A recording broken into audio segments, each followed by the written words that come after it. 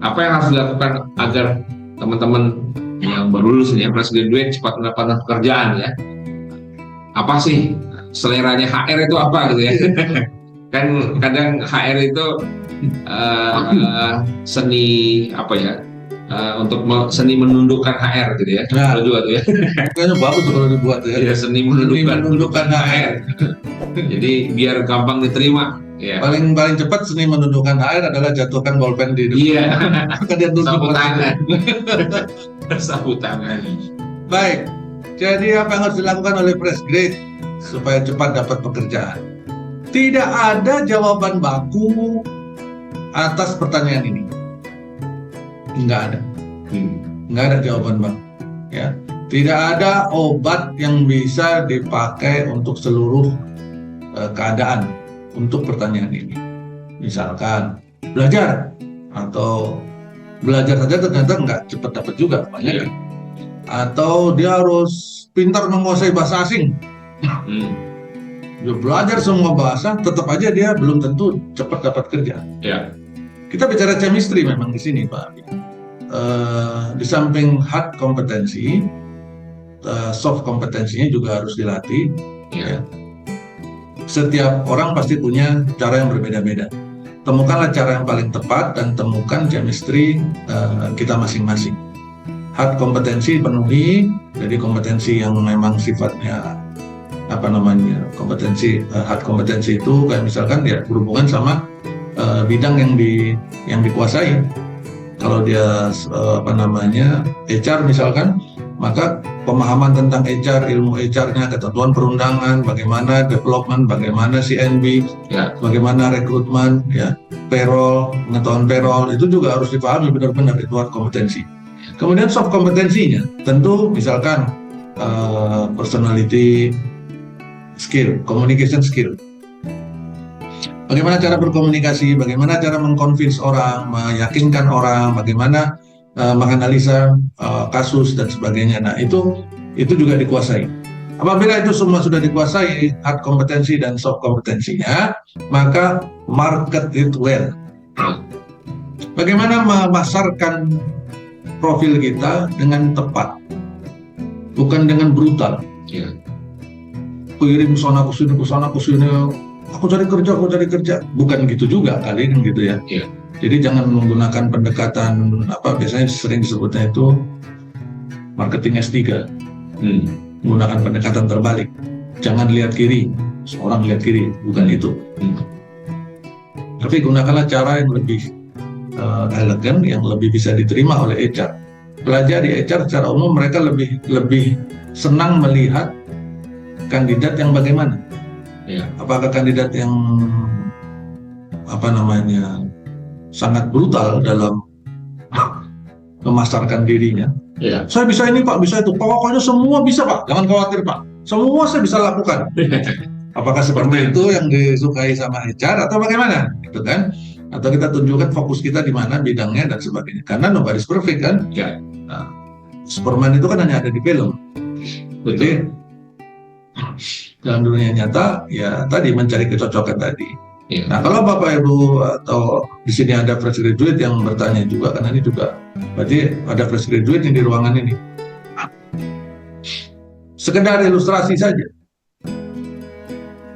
Pada saat saya dulu mencari kerja di awal tahun 90-an, 93-an, 94-an itu ya,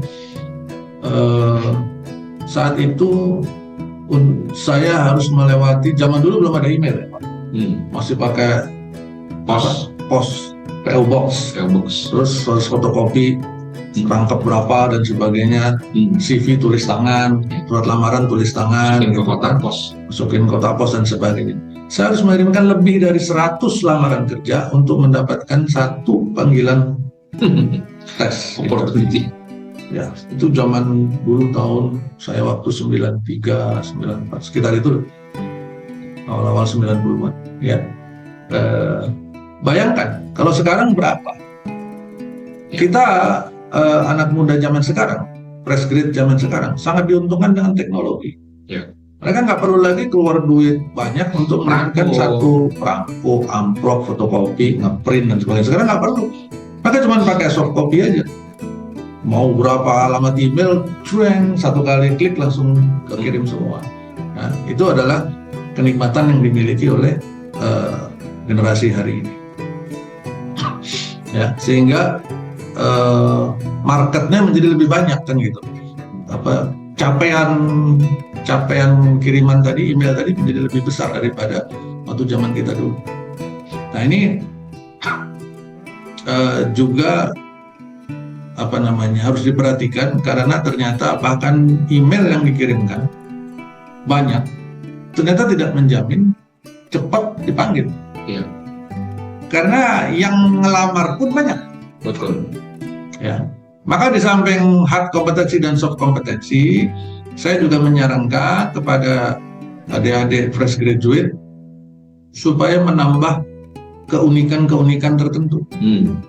Kemampuan yang sifatnya unik, yang mungkin hanya sedikit dimiliki oleh orang. Ya. Tapi itu yang bermanfaat bagi perusahaan. Kalau memang kita mau mencari pekerjaan ya, jadi karyawan. Dan jangan lupa tetap melihat potensi wira swasta, potensi wira usaha maksud saya. Sehingga apabila kita menemukan momen untuk menjalankan kegiatan wira usaha, ternyata lebih dapat duluan kegiatan wira usahanya daripada ngelamar kerja, ya sudah, jalani apa yang ada dulu, maksimalkan yang ada. Terus jangan pilih-pilih.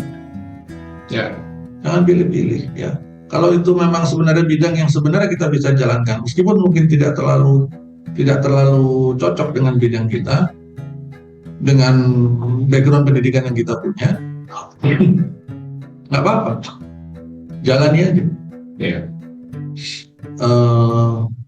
Saya dulu Pak Abi, saya lulusan Fakultas Hukum, tapi salah satu dari pekerjaan pertama saya itu adalah admin logistik.